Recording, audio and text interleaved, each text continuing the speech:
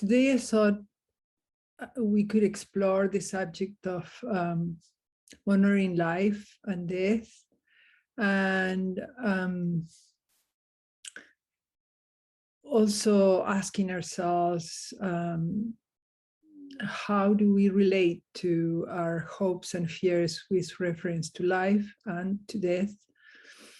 And maybe practice together a few practices to accompany that process of grief. Lately, I have been very aware of how often death is knocking at doors and doing her job. And I think at those moments it's very important, like for the rest of our life, to remember what are we doing here? What are we? How is it that we are here? And I am not going to do a philosophical discussion here of it, but I just want you for a moment to consider that beyond the fact that you obviously have a body and thoughts and emotions, you have a mind, and the awareness that observes all that, there is something undeniable, and is that you are life, right? You are an expression of life. And then we can think, well, where did that life come from? Did it begin with my body, with a moment that the body formed and came into the world? Then if you think for a moment, you probably, I invite you, just, it's not really a meditation, but we could assume the comfortable position that we usually take when we want to look inwards a little bit. And just for a moment, consider that you are life that is right now here, that has been passed from generation to generation, from your parents to you, from their parents to them, and their grandparents to both of you, and so on. You know, the current of life that at no point it started directly as matter. It came through another living being. And so I think I like to think of this like a river of life that has been flowing, and that we come into that river and we take an embodiment when we are born as babies. And then we get this body, which according to Buddhism is a great privilege to be born as a human. We could have been born as a plant or as an animal or whatever, we would have less capacities. So, and they say that it's so rare to be, you know, of all the many creatures that are also living, to be born as a human is so rare. Like if a dolphin would poke his nose out of the water and it would just put it through the only ring that was floating in the ocean.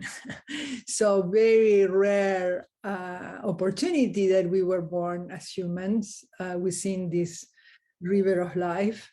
And that we were given all these capacities to keep learning, to keep developing our consciousness and our ways of relating to ourselves, to others. And then we are given a certain period of time. Somebody was reminding me this morning of a saying in Spanish that says, la vida es corta pero ancha, life is short but broad, in the sense that it's relatively a short amount of years, really, but it's broad in the sense that we have so many possibilities. So within that short and precious time, we go around, we form families or not, we do our studies, we learn about ourselves, learn about how to relate, and then at some point which is a point we never know when it's going to come. We leave the body, and then for the people that think that that's it, that they began as matter when they took the form of a body, and that they end as matter when they leave the form of a body, is very anguishing, because it's like, okay, is this it? Is this it? You know, and also it's very anguishing when they lose a loved one. I mean, it's always painful when we lose a loved one. I mean, it doesn't matter what understandings we have, we miss them, and, you know, we keep thinking of memories we had with them, and how wonderful it would be to see them again and talk with them again and be with them. But there is a certain consolation is a word that comes to mind, but it's not that. There is a certain measure of peace or calmness if we understand and remember that it doesn't finish there. And for example, in the case of this friend of mine that I mentioned to you, she died on Wednesday. She just didn't wake up. So that's a good way to go. And she had been sick for many years with multiple sclerosis. And in fact, you have met her, because it's Andre who came to our, Saturdays and was here even last Saturday. And she was also coming to the meditation, volunteering, and positive neuroplasticity course, and she had come to all the classes except that Wednesday when she didn't wake up. And she just had such an incredible spirit, you know, like in the last weeks she had been in pain, and it was even difficult for her to hold her head. And I would call her in between classes, you know, and talk to her. And I said, hey, how are you? I see that. And she said, oh, it doesn't matter. I can't really hold my head, but I can still hear and, you know, do a few movements. I mean, the gift, I think, that she leaves with us is the presence and the spirit of finding, even in the little things, some kind of peace and enjoyment and desire to keep in community.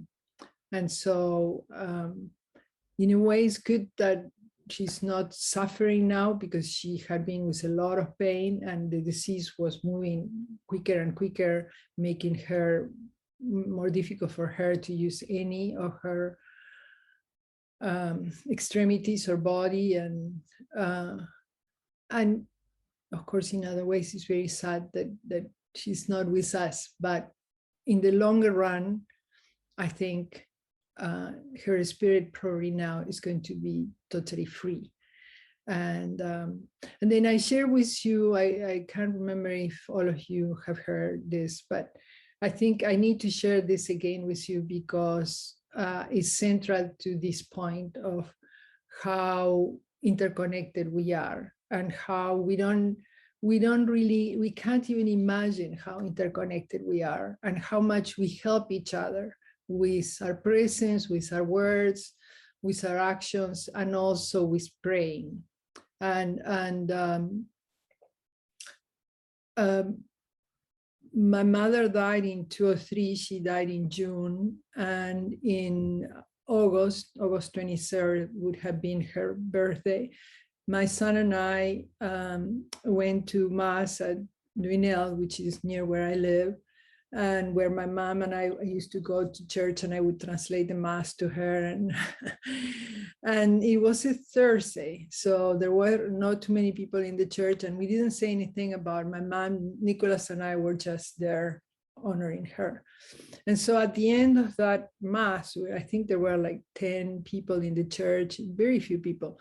A younger woman came to us, probably in her 30s, and she said, I hope you don't think that I'm crazy, but I had this dream on Sunday where I dreamed with Mother Teresa, with whom I used to work in India. And she told me that I needed to come here to meet a person with salt pepper hair in her head and a slender figure by her side, and that I was to tell this person that her mother was well. And Nicholas and I just couldn't believe it, because my mom had died in Argentina, so we were not there when she died, and she had died in an anguishing situation. So I felt very bad because she had done a lot for us and I wasn't there when she most needed me. I didn't know because she went from being well, she was planning to come back to the States to visit.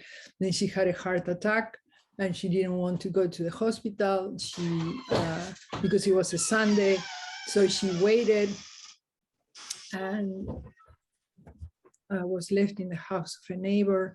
And then she had another attack and she died there. And the situation was a little bit, when they describe it, was very troublesome for me.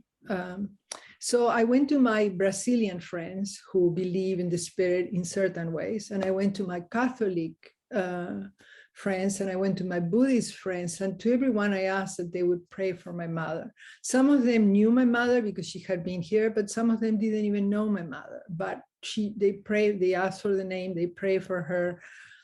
And so then I thought, well, we will never know, but I hope she's in peace. I pray for her too, of course. So on the 23rd, we were doing this, and then we received this message from my mom. It just totally blew my mind, because I thought that when we died, the spirit probably just got released and then dissipated and forgot any other previous experiences, and who knows what would happen. But there was no way to know. But in this particular way, how it happened, I mean, I wasn't dreaming with her. Somebody else who didn't know her and didn't know me dreamt with her and came to give the message. So how much interconnected are we? The people that pray for her, help with her transit, her going from being embodied to being disembodied and up there.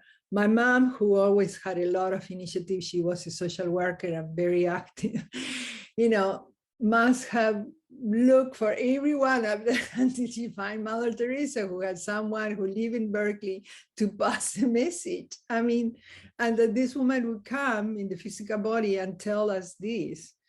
It was just so mind-blowing that I know if somebody would tell me this, I would have a hard time believing it. But it did teach me that we are, not only that we are a spirit and that we don't end at the time of death, which is a great relief, because it's, we also fear for our own end of life and what's going to happen there. And of course, it's one of these frontiers that people have gone only so far. And there are some studies of people that have, their heart had stopped beating at a hospital or operation or whatever, and then somehow they started again. And so there are studies of some cases of that, which apparently there are many,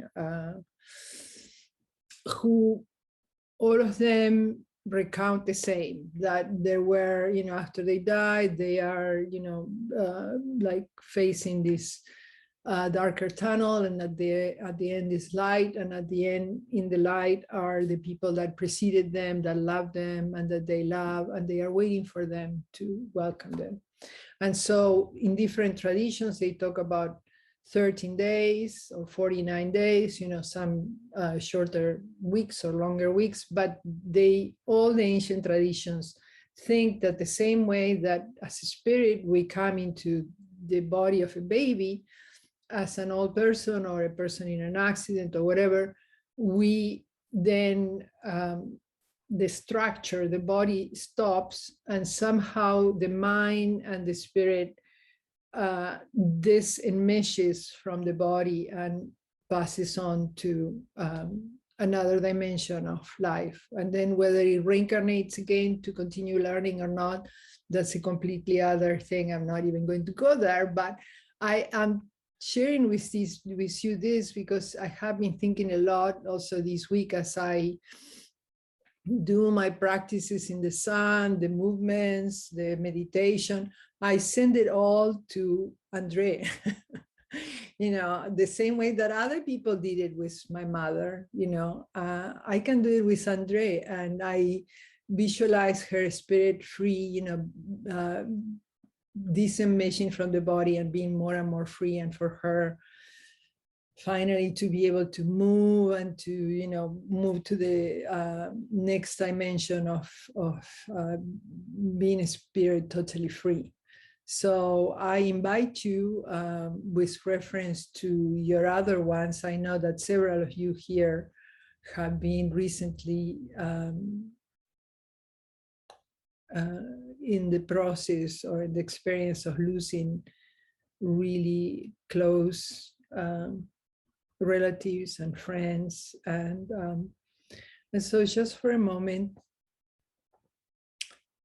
remembering, and if you haven't lost someone recently, you can either send prayers to Andre or go further back in your memories to your relation to your parents or whoever it is that passed long ago. I mean, also this morning, in the morning workshop, another of the participants there, she said, I lost my mother 8 years ago in October 30th. And then I had this dream. I had a succession, one on the 30th and then one on the next day. One of many people around, related somehow to my mother and connected. And I was seeing them, how they were all connected, like with threads. And then in the second one, I had my mom, and I felt a great relief. And this is 8 years later. So we have a long time processing these deep wounds of losing a loved one. And we have to allow the space and the presence to connect with our grief and honor it. And it might come and go. But so at this moment, if you just for a moment would like to take a moment to maybe bring your hands to your heart, accompanying yourself in this grief of losing a loved one.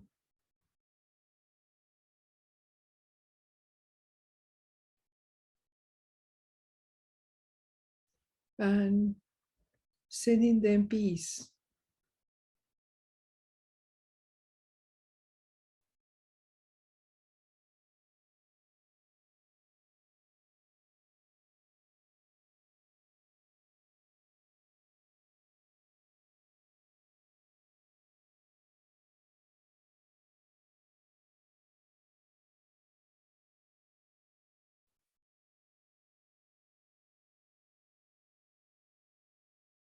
Sometimes we feel we didn't take all the opportunities we could have taken to be with this person, or sometimes with parents or close ones, there are sometimes disagreements or whatever. If that happened, just hold yourself with great compassion and forgive yourself for that. Each one of us has a journey, and we do the best we can at the times when we are in the situation. So just if that something like that comes up, also hold yourself with love and forgive yourself or forgive the other person if there is still something that was unresolved, and know that in the longer context, longer accounting, if you like, longer experience of existing, these things, little disagreements, they all vanish. And what's left is like a clean slate, light, love.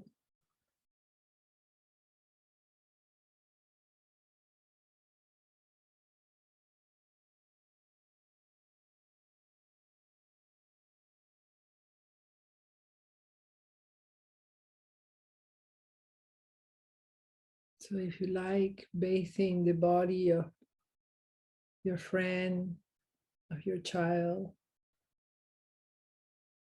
of your acquaintance, whoever you're having in your heart right now, bathing them with light and bathing yourself with light.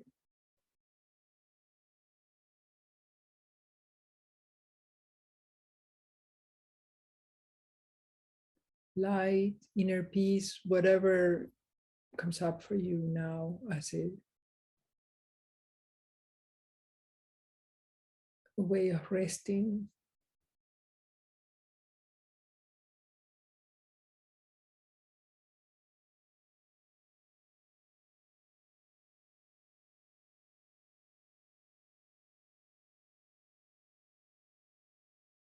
Knowing that these friends are still alive within us, friends, loved ones, in the memories of what we have experienced with them.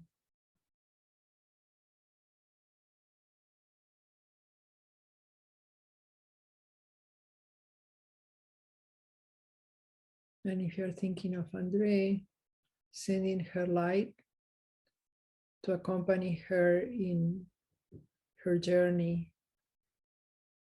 of her spirit being totally free.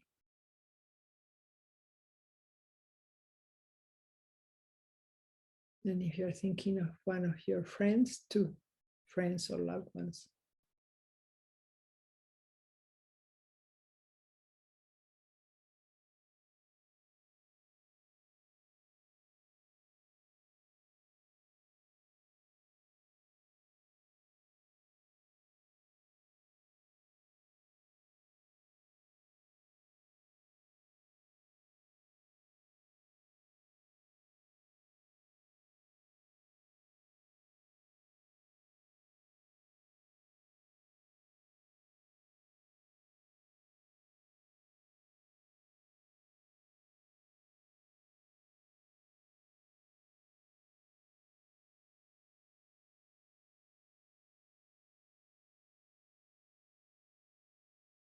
Touch this gentle smile inside us and send it to them.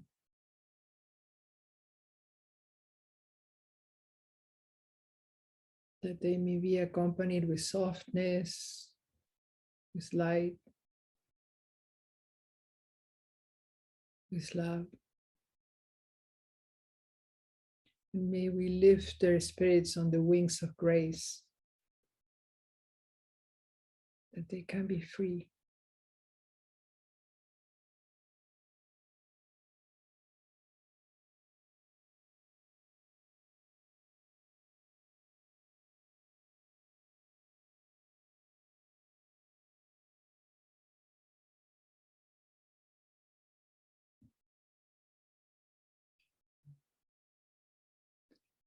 Within the Hindu tradition, there is a mantra that's called the healing mantra. And it's prayed when people are sick for them to heal. And it's also prayed for when people die, when their body dies, and so that they can continue their healing even after the body has stopped.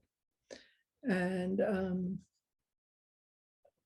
me see if I can share with you a screen with the mantra. I'm not very good at this. Share a screen. Can you see it? Oh. In the top part, there is a Sanskrit. I'm going to chant it 3 times. And on the lower part is a translation. And as you can see, it ends with, may we never again forget our immortal nature. And this is chant for people that are alive and that are going through physical or emotional suffering. And there is also chant for people who their body has stopped, but for them to keep healing, to accompany them. So you can just listen to it, or if you know it, you can chant it too. And it says, Om Ham Jum Saha, Om Bhurbuha Swaha, Om Trayambakam Yayamahe, Sukandim Pushtivardhanam, Urvarukamiva Bandhanam, Mrityor Amamritat, Swaha Buha Bu Om Saha, Jun Haun Om. I'll do it 2 more times. Om Haum Jun Saha, Om Burbuha Swaha, Om Trayambakam Yajamahe, Sugandim Pushtivardhanam, Urvarukamiva Bandhanam, Mirtyor Mukshi Amamritat, Swaha Buha Bu Om Saha, Jun Haun Om. Om Haum Jun Saha, Om Burbuha Swaha. And you can dedicate it to whoever you want at this time. Om Haum Jun Saha, Om Burbuha Swaha, Om Trayambakam Yajamahe, Sukandim Pushtivardhanam, Urvarukamiva Bandhanam, Mirtyor Mukshi Amamritat, Swaha Buha Bu Om Saha, Jun Haun Om. And the translation is, Om, we worship thee, O sweet God of transcendental vision, giver of strength, who liberates from death. O giver of prosperity to all, may we be free from the bonds of death, like a ripe fruit dropping from the tree. May we never again forget our immortal nature. So this who liberates from death, it could also be the little death that we have sometimes with our negative, unlimited ways of looking about ourselves. And this remember of our immortal nature is not only about dying and surviving or continuing, but it's about how we go also in our daily life, really having a little bit of a bigger perspective. Okay, I'm consciousness in process of becoming more understanding, more loving, and I'll do what I can within what I understand to do that. And it's a central part of yoga. Is overcoming this sense of being a separate self. And the same with Qigong, is this thing about, okay, we are this energy that's not contained within our body, but it's all around us and in between us. And like in the case of what I was sharing with you about my mother, is just connecting people across time and space and countries and cultures and everything. So it's really, it's a whole other dimension that we usually don't visit so much because it's not so present in our education or in our daily life, but it's there. It's coming, it's coming. The same way that at one point we got to neuroplasticity, at some point we are going to go to, oh, right, we are really all interconnected and we all count and we all can support each other. And then also trusting on the one hand, the wisdom of your body, and trusting also whatever process you are right now in, that's what you need to be to keep growing and understanding. And so being really compassionate and accepting whatever it is that you are working with in whichever way you are working with. And then bringing also this trust that you have within you, all this inner peace and this knowing, you are, like they say in Buddhism, you are all whole and complete. It's just that we have these veils that cover our perception and makes us feel that we are separated. So I wanted to bring this to your heart, to your attention, because it's a little bit of a different perspective than we have every day in our lives, and it's not a philosophical thing; it's a sense felt, and so I would like to also do with you two moves from Qigong that we are going to do it as, we have done them before, but we are going to do it today with reference to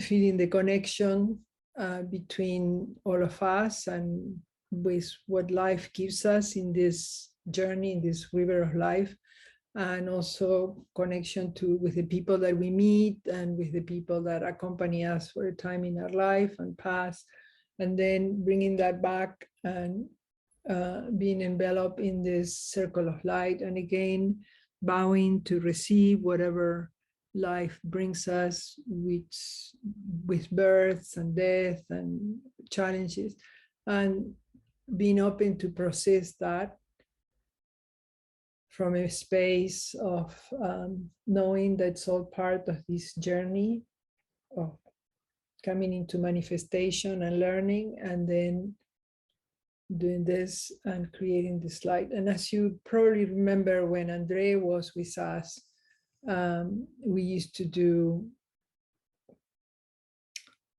one hand, right? So let's do that in her memory and send her peace too. And then the other hand, and then the two hands together. So what we used to do, and Andre she shared with me, she got great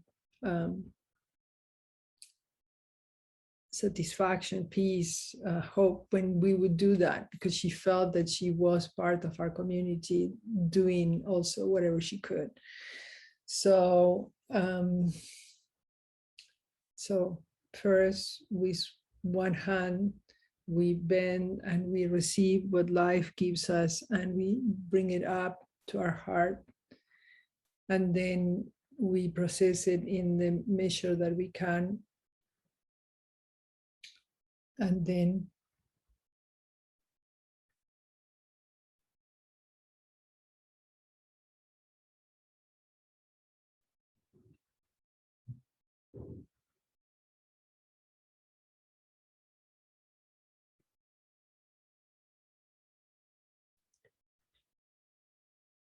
we do with the other hand.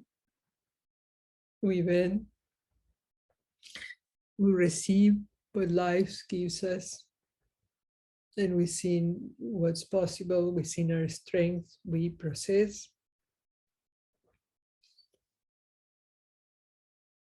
and what's beyond our capacity, we also turn it back to the universe to complete, turning the palm, and then stretching it slowly to the side.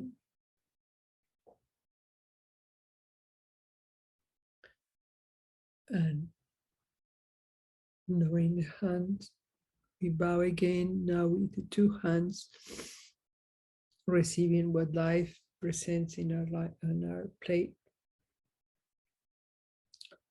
processing it to the center of our being. It's our whole heart.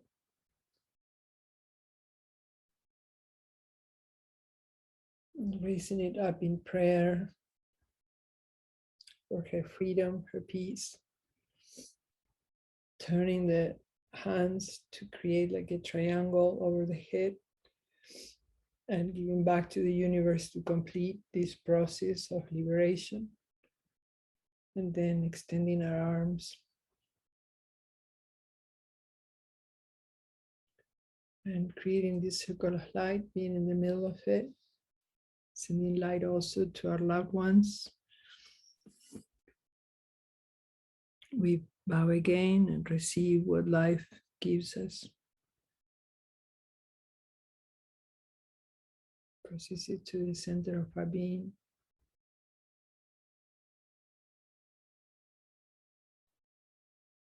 Offer it back to the universe.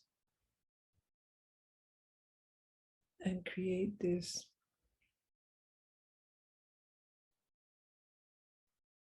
as we embrace our loved ones and know the continuity of experiences, whether we are present in the body or mainly connected through spirit.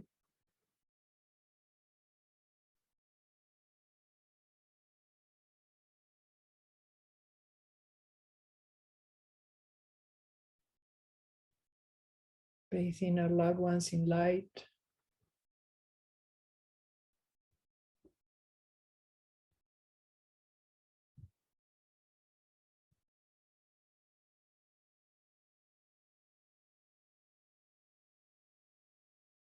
Two more times.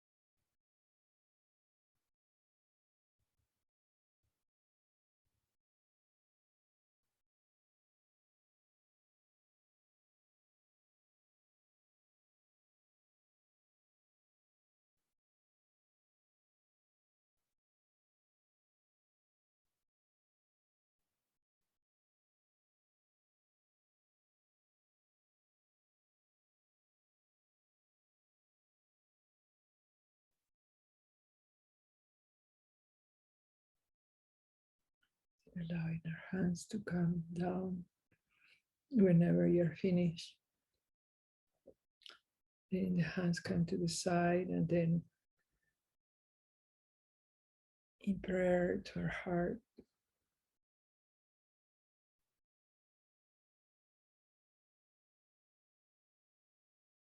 singing one more time our love and light to our loved ones.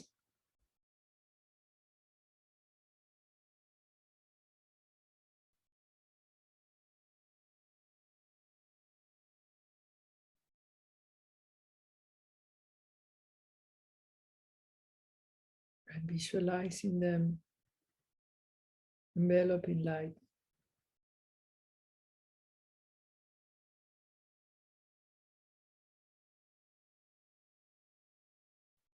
Doing what they like to do most.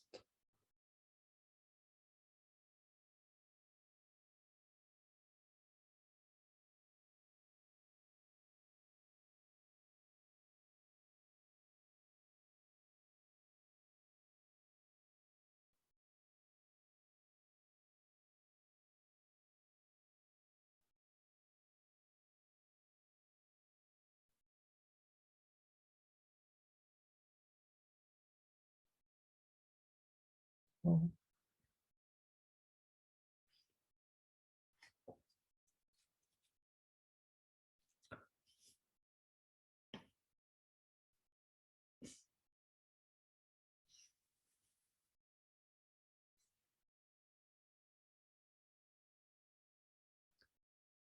The other movement that I thought we could practice that also in a way represents part of this process is the one about the white crane spreads its wing.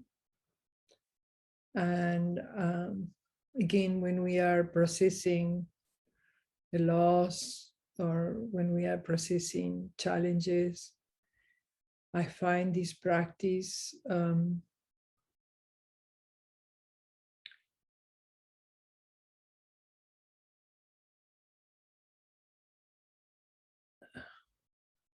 it helps me.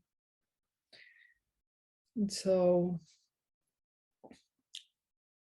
the hands up, and then one hand comes to towards the heart, like we are presencing, witnessing what's going on with us, the process we are going through, our feelings, and then bringing that away a bit so that we can keep processing and opening up to new understandings. And one hand goes up to the sky, the other hand presses down to the earth.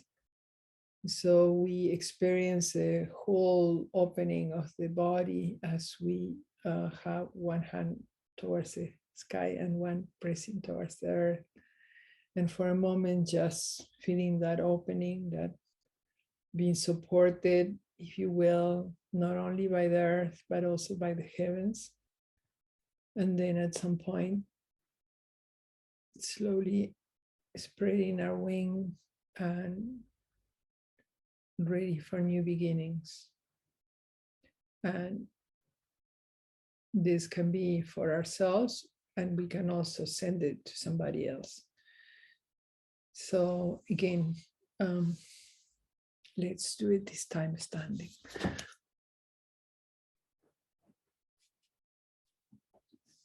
Okay, so we start with the feet shoulder width apart, body straight and relaxed. Head perfectly balanced over the chest, both of them over the abdomen. And then we are going to inhale, raise our arms, bring one arm towards the body, like if we are witnessing whatever process we are going through, and then allowing a little bit of space between that process and then our attention, and then experiencing support from the heavens and the earth. So the top hand is like this, but it stretches up a little bit more. There. And then at some point we allow the arm like a wing to unfold to new understandings, new experiences of within this process. And sometimes we are in transition, so also new beginnings or ways of relating. So inhaling. Now the other hand comes, like witnessing, we bring it near our chest. And at some point we create a little bit of space with that and open ourselves to new understandings, to being supported, creating this semicircle of light.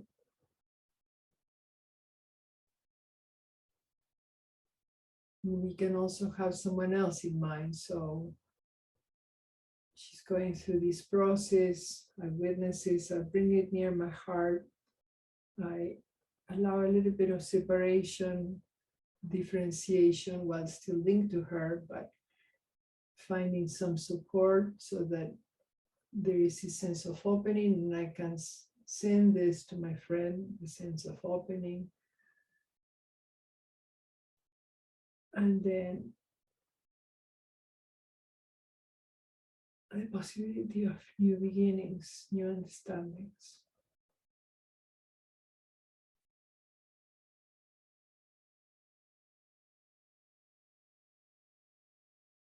Noticing the aliveness within the stillness,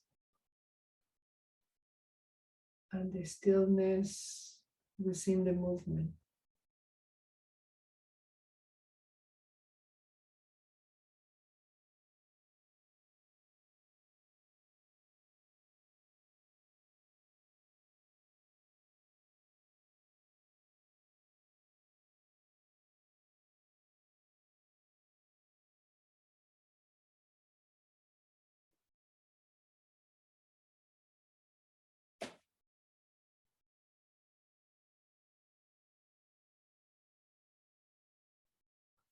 Then the transition between the movements, there is stillness, and you feel the aliveness within the stillness, sensing it. From that stillness comes a movement that's in view with stillness.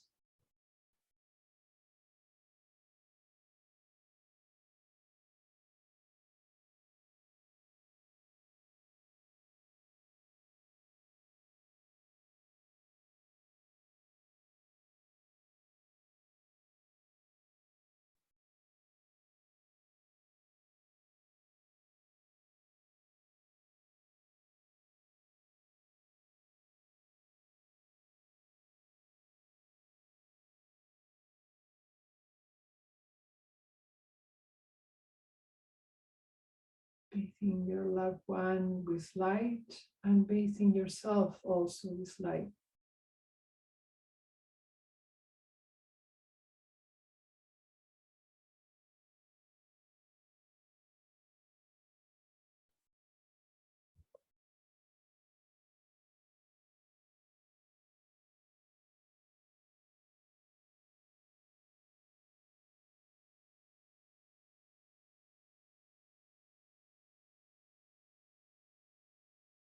One last time.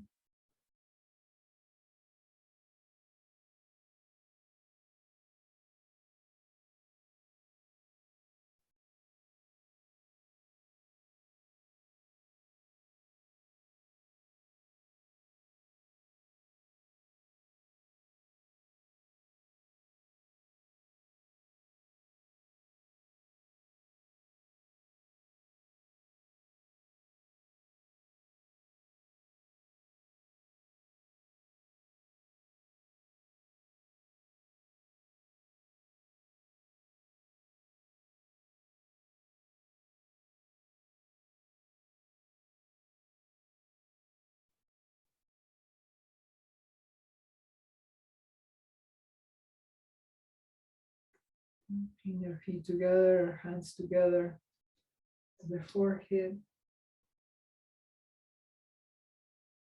Few deep breaths with light, with inner peace. And the light of the third eye that sees beyond the things that we see with the eyes, with the regular eyes. And then the hands together at our heart, sending love and support, not only to the ones that have passed away, but the ones that are staying behind. So to our friends and their families and ourselves.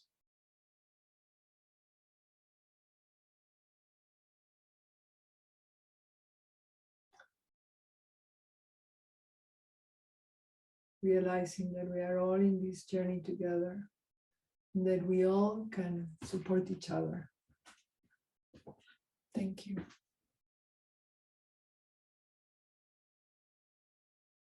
Thank you.